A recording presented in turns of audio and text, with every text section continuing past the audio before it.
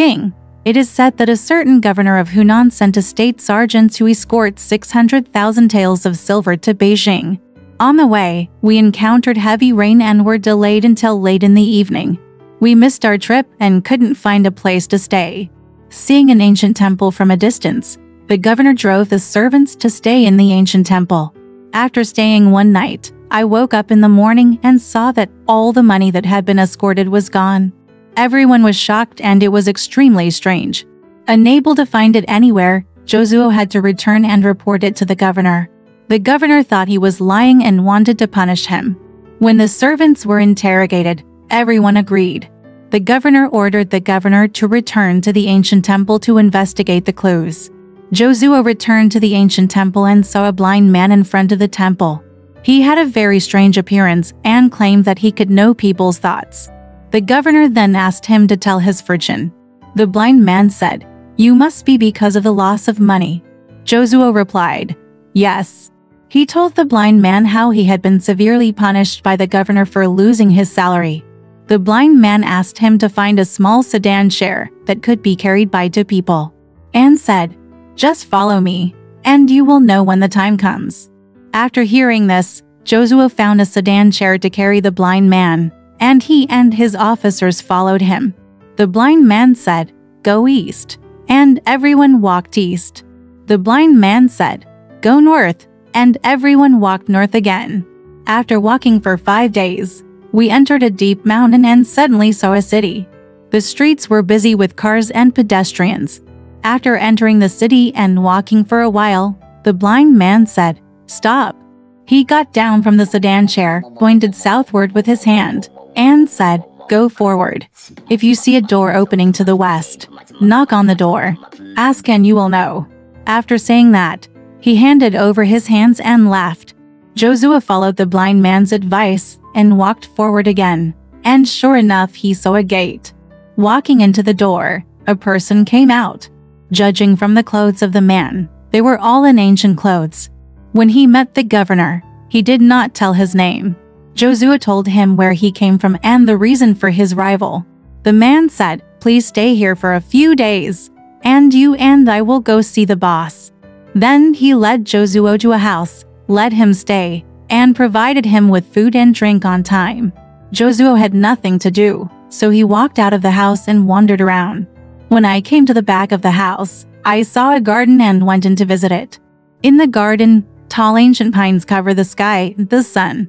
The ground is covered with fine grass and green carpet, like a layer of green felt. After passing through several galleries and pavilions, he came across a high pavilion. Jozuo walked up the stone steps and walked in.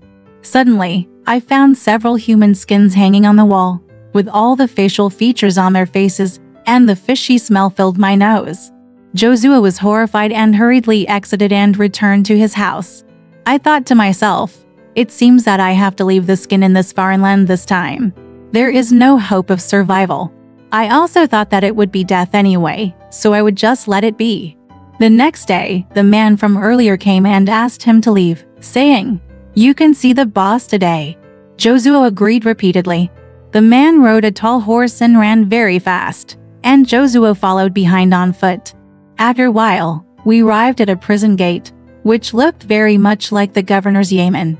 Numerous soap slaves lined up on both sides, creating a very majestic appearance. The man dismounted and led Jozuo in. After entering another door, I saw a king wearing a beaded crown and royal robes, sitting facing south. Jozuo hurriedly stepped forward and knelt down to pay homage. The king asked, "Are you the escort officer of the governor of Hunan?" Jozuo agreed. The king said, "The money is all here. It's not a bad idea for your governor to give me such a small amount generously." Jozuo cried and complained, "The time limit given to me by the governor has expired. If I can't hand over the money when I go back, I will be executed." The king left the money, "But I have nothing to prove when I go back. How can I explain to the governor?" The king said, "This is not difficult."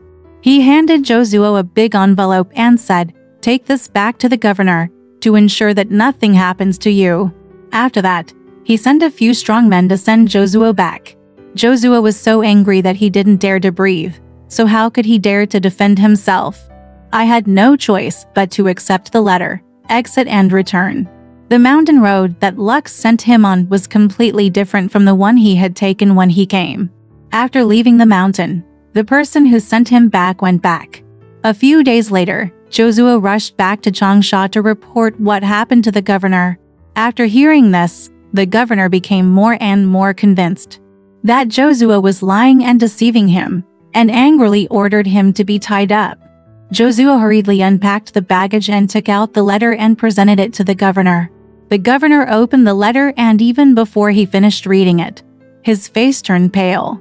He also ordered Joshua to be released, and only said, "Silver is a small matter, you go out first."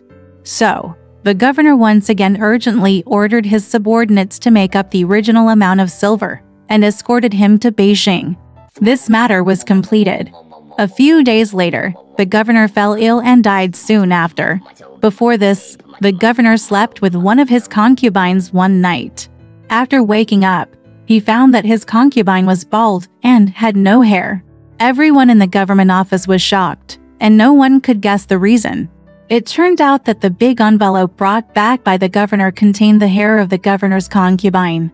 And there was also a letter attached, which read, "You started out as a small county magistrate, and now you have reached such a big official position, greedily accepting bribes. The stolen silver is countless. I have checked the 600,000 taels of silver last time and put it in the treasury. You should make up the original amount from your own pocket. This matter has nothing to do with the escort officer and he must not be punished. I took it specially last time. You love my concubine's hair as a warning. If you don't obey the order again, I will have your head on your head sooner or later. I've attached the hair of your beloved concubine as proof after the governor died." This strange letter was spread among the family. Later, the governor's subordinates sent people to search for the city in the mountains. But they saw only high mountains and cliffs, with no way into the mountains. Alright, this story has come to an end. If you liked it, please give it a thumbs up. Thank you.